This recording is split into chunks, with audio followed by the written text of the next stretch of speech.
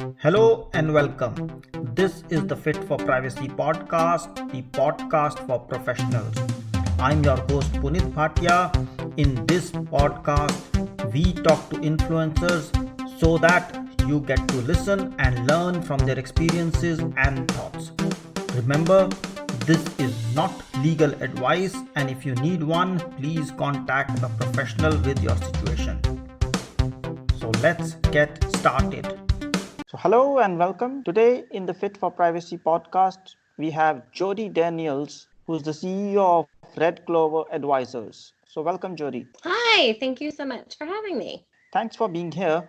And if you can introduce yourself, it'll really help our audiences to know you better. Absolutely. So Red Clover Advisors is a boutique privacy consultancy. So we help small to medium companies, but quite honestly, we help companies of all sizes comply with global privacy laws like GDPR, CCPA. Think of us as kind of the privacy manager, the privacy office you'd have in a company. And for those smaller companies, they don't have that. They need someone to fill that role. So we help them in that regard. And for some of the larger companies, we often come and help fill a particular gap that they might have on their team. Maybe they need, an extra pair of hands to get some tasks done. So we'll come in and help do that. So things like data mapping, privacy assessments, privacy notices, individual rights.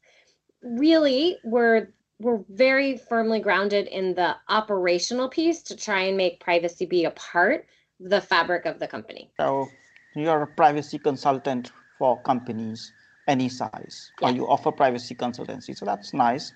So let's maybe start with some quick, simple questions. What do you love about privacy? I mean, you're into it so deep. So what is it that you love? So I think it keeps changing. And with the evolution of new technology, right, we're in this interesting period of time where across the world, we're using technology to be able to have this conversation, right? What data is being connected with that? My daughter learned this morning from her teacher remotely, and the teacher was talking on the video and the Apple Watch went off because it was awoken by Siri in some wake word she had. So what I find so interesting is that data is everywhere. The use of technology is ever growing. And out of that are going to come all kinds of really interesting privacy challenges that cross a little bit into data ethics. And it's not just a law that says, should I or shouldn't I? But then it ties to what does the person expect of me to do in that scenario? And I find that really interesting. That's very interesting. And is there something that you would like to change about GDPR? Because when we talk about privacy, we generally benchmark it with what GDPR says. Of course, there are other laws. So is there something that you would like to change in the GDPR? Well, we have our 6 legal basis. Right. And I have a lot of work in the marketing space. And between consent and legitimate interest, those are the two that companies tend to fall into. Yeah. They are not very clear. They just, as much as people try to say that they're clear, there's so much gray that is in there. So if I could change it, I would add probably a 7th one, or I'd make it much more crystal clear of what really is consent applied to the modern world. And I feel like that's a little bit of where the disconnect is. You have AI, you have marketing, so many interesting use cases, and how you get consent or what exactly your 3-part legitimate interest test is, it's still very discretionary and subjective. So I either want a 7th one to pull out some of that, or we need to make them much more clear. Yeah, I think it's not easy because when we're choosing about marketing, what's the basis for marketing? Some people choose consent, some people choose legitimate interest. So yes, I would share your opinion. And just a completely different question. If you were to choose anything between time, money, and fitness, what would you choose? Yeah, so I love this, very fascinating question. So it's very hard for me to pick one, but I'm going to pick fitness because I think health is, but then I also want time. So it's very, very hard. To me, fitness is tied to health, and health is the most important piece. If you don't have health, everything else that you're doing is just not even important. You can't do anything if you're not healthy. At the same time, time, because it just keeps passing and you can't ever get it back. But if time passes and you're not healthy, then what's the best use of time? Yeah, I think it's not an easy one. No, that's a question. Yeah, it's just to get us started. So another tricky one maybe, but if we were to describe GDPR in one word, what or how would you describe GDPR in one word? I would say individual, which isn't exactly descriptive of GDPR, but the reason or maybe even fundamental, because to me, it's really about the individual. Yeah. It's my data. The company, you have the ability to use it, but it's really very much around trying to tell the individual, this is the data I have, and requiring companies to be transparent. It's making companies think about how they're using data first. Yeah. Making sure I'm securing it. So to me, it's all about the individual.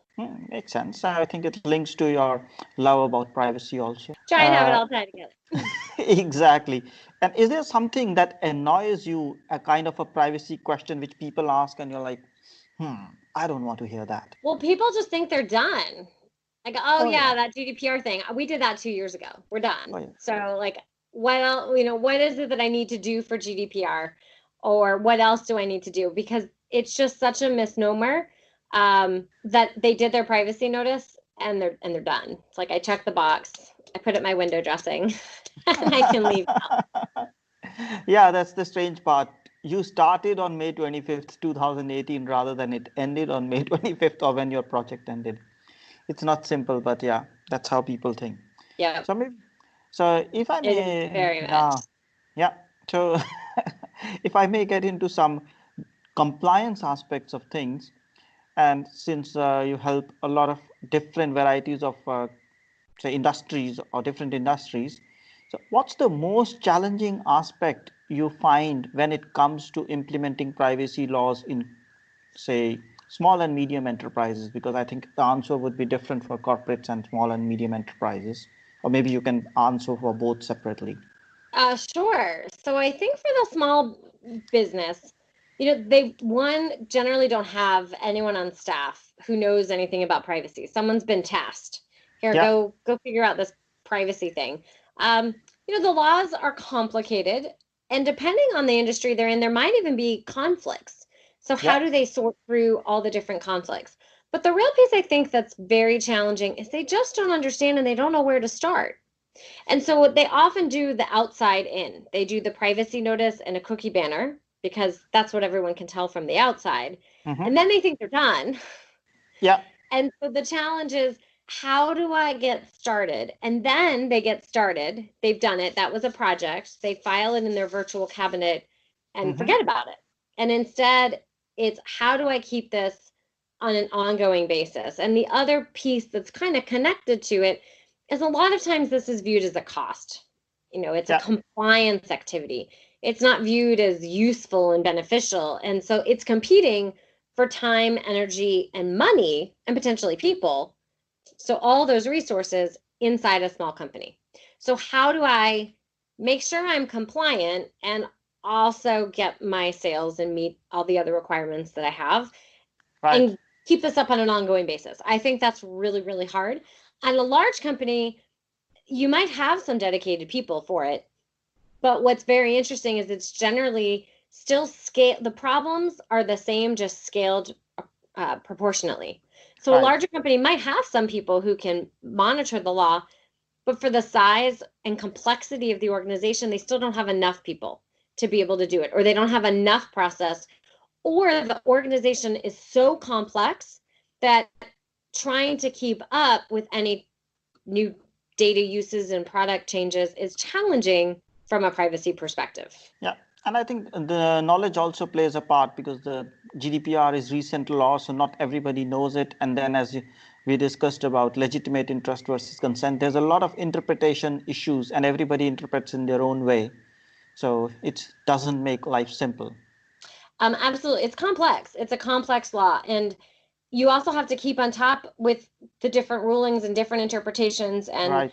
and understanding what's relevant for your industry. And so if you did it the once and kind of put that project away and thought you were done and you didn't come up with, well, how am I going to keep up with this on an ongoing basis? You're missing Right. out on doing what you just said. Absolutely. Exactly. So as you work with a lot of marketing companies, typically the marketing companies I have seen, especially with social media and online, they have a huge mailing list or a database of emails. And previously, before GDPR at least, what I remember is they tell me that they're used to buying data from one another. So, how do you recommend or what do you tell them in terms of compliance in function of their own mailing lists and also the aspect which for them it's pretty natural because you have a database and you want to leverage others' database as well. So, what do you tell them to Right. comply? So they don't always love my answer, but I don't really recommend buying a list these days. And honestly, I work with a lot of marketers and a lot of marketers also don't recommend buying a list. And the reason that marketers don't recommend buying a list is because it's generally not good quality data. From a privacy point of view, you're putting yourself at significant risk because you either A, have to make sure that I've disclosed when I contact you, hi, I got your information from blah, blah, blah, so that you can comply with Article 14, or Mhm. you have to make sure that the consent was received from the initial company that got it and sold it Mhm. to you. So there's a lot of risk that's involved in that. You Mhm. can do it, absolutely. You just have to make sure that, again, you've received the proper approval to send that message, and you need to disclose to the person how you got that information and make sure Right. that you can opt out and have the privacy notice. So if you get all that covered, you're able to proceed. But the marketers generally don't actually get good quality results from buying a list. So I prefer to tell companies, instead of doing that, which doesn't generally yield you a lot, and especially when you compare the kind of cost, the benefit to cost ratio, that you Right. put that energy and effort and money into something else that nurture your existing list, buy ads on social media that you can then create a first party relationship with, right? So there's a variety, attend shows, there's a variety of ways to create that first party relationship, Mhm. which is where you're going to, honestly, I think, have a better chance of actually selling your product or service versus just blasting out to everybody. Yeah, and I think it's especially a challenge for new startups who don't have a list. They want to go fast and they want to have a client list. So for them, it's a bigger challenge because for somebody who has a list and who wants to increase it, grow it fast, buying is an option, and we can tell them not to buy. But somebody who's looking at having an initial list, initial set of database, that's where the challenge starts.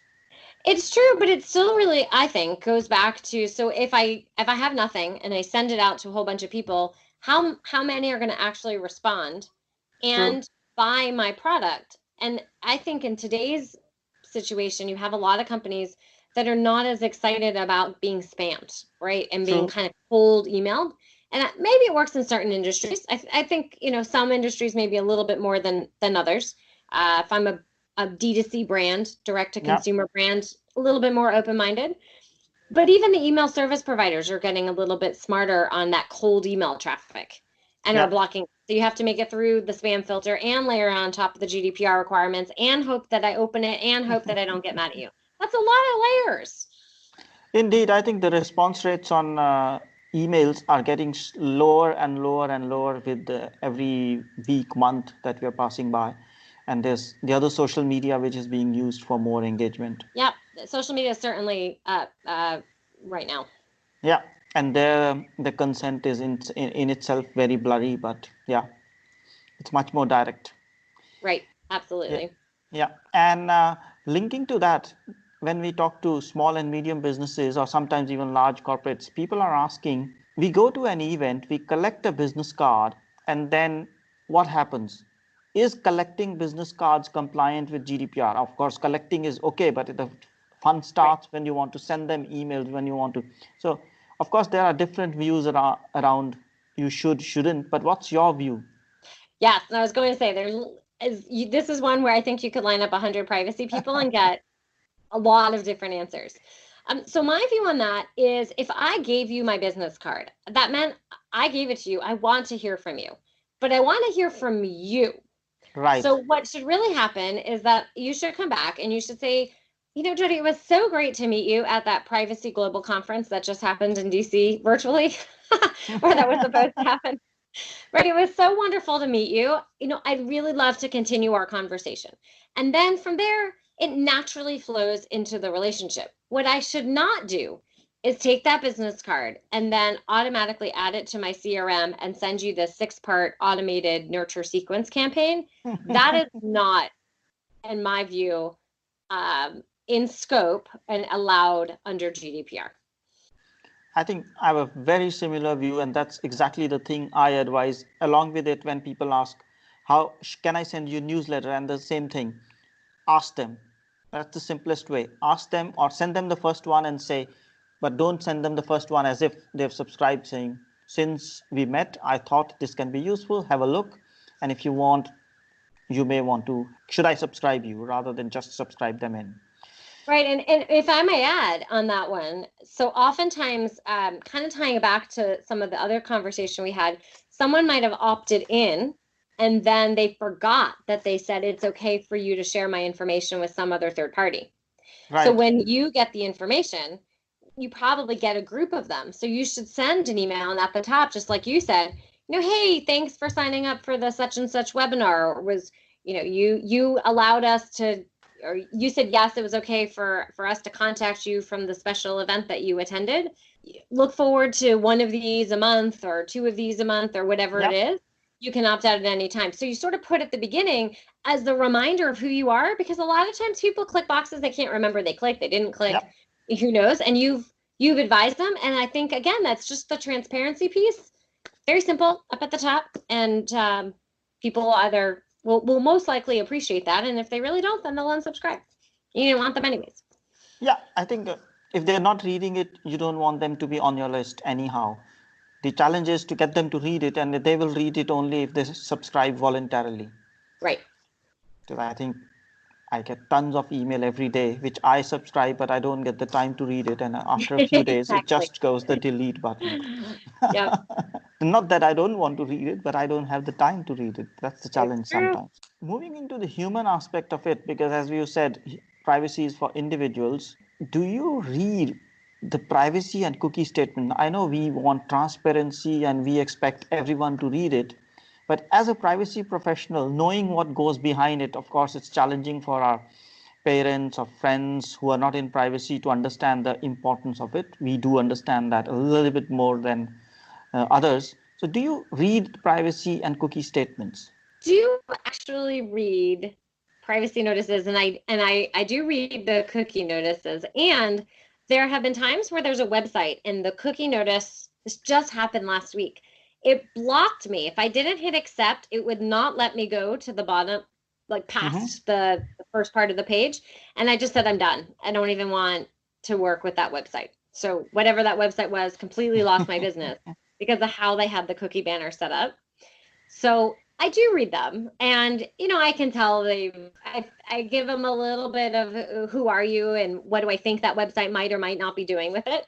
You can tell some websites just put it up because they felt like they had to. Other websites clearly know what it is that they're doing, and again, kind of depending on who they are and my comfort level, I'll say yes or no. And then depending on what it is that I'm actually giving and the website, I will actually read the privacy notices, and it's a very interesting activity. If you want some comedy, I encourage you to look at it. I mean, I've seen some that are 10 years old. I've seen some that still have clearly the template language still in it. Right. Insert here. Yeah. So it's kind of funny. No, I share your view. It's quite funny. I mean, I was looking at some marketing companies as part of my research, and then I found out about 5 or 6 of them out of 10 or 20 on a consistent basis had the same privacy statement. So essentially what happened is they just copied pasted, or somebody sold them a privacy statement and they just bought it. And that's the same thing with cookies. Sometimes accept is the only option. And so, I mean, it's basically openly violating the rules That's how I find it. And it's a fun activity, as you say, comedy. I mean, I call it fun, but it is fun activity for me.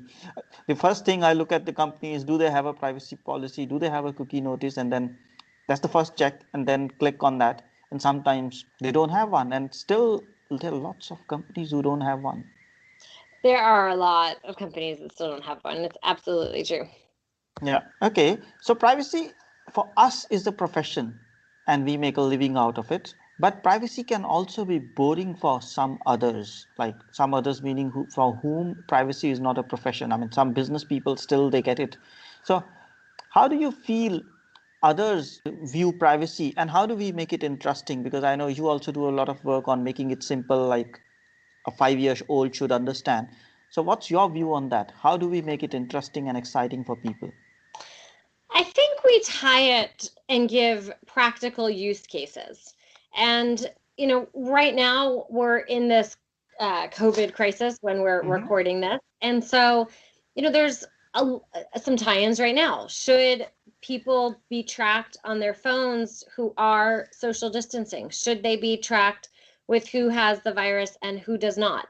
Those are actual things that are happening, and those are real questions. And when you start tying in, well, should I or shouldn't I? And I think start to get to the core of what privacy is really after, which is, whose data is it? Is it your data or is it the company's data? If you tie to, different types of the marketing, right? If you go on the internet and you're going on social media, and what you're looking on, how should that be used, and what's okay and what's not okay? Right. If I have a smart device, what's okay for it to be tracked and what's not okay for it to be tracked? I think when you start to provide real examples to people, then they start to internalize it and understand it a little bit more and find it to be interesting. Yeah. So essentially make it relevant and make it contextual to give them the context that they encounter on a day in and day out basis. Is that? Yes, because I think most people think it's a data breach. I have to protect my data or there's a data breach. And that is extremely important and a real issue, a real concern. That it's important. But so many people think, oh, they've already bought my information, whatever. Yeah. There'll be another data breach. But it's so much more. And when you get to these interesting use cases and the intersection with technology and public health, or technology and benefits and data, and you put all of that together, then you start to get people to realize, oh, you're right. I guess that is interesting. That is my privacy. Right. I think there's a need for a lot of awareness amongst people, and also in the corporate environment, to make it relevant, make it interesting by sharing examples, sharing contexts. But what do your parents, friends, or relatives think about the kind of, let's say, privacy laws or privacy work?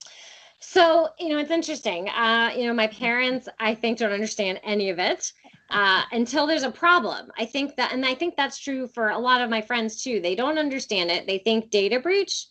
And then when it's misused, if a company, does something that they didn't expect, that they feel like is over the top, that they shouldn't have done it, then there are all these different kinds of laws. Then people understand. That's how we got to have HIPAA in the United States, and how we got to have Gramm-Leach-Bliley Act in the United States. And GDPR is sort of the starting point because of data that's being. So when most of my friends don't understand what I do, their data is used in a manner that is egregious, and they feel like it's being misused, then they care. And I can begin to explain, there's these laws and this is why we got here. Yeah.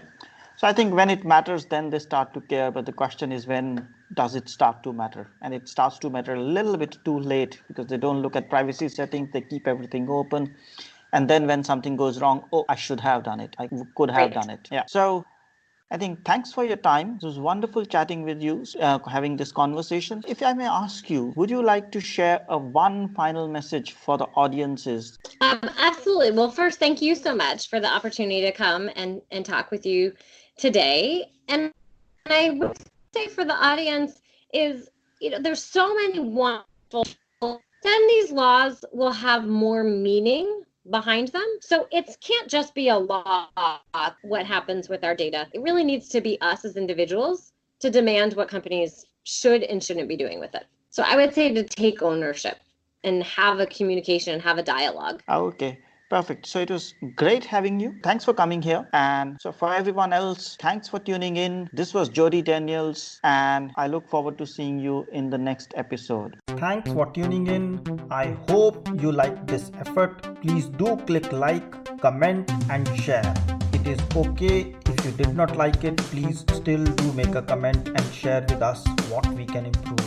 If you have suggestions, ideas for guests, or you want to have your question answered, please email me. My email is info@punitbhatia.com.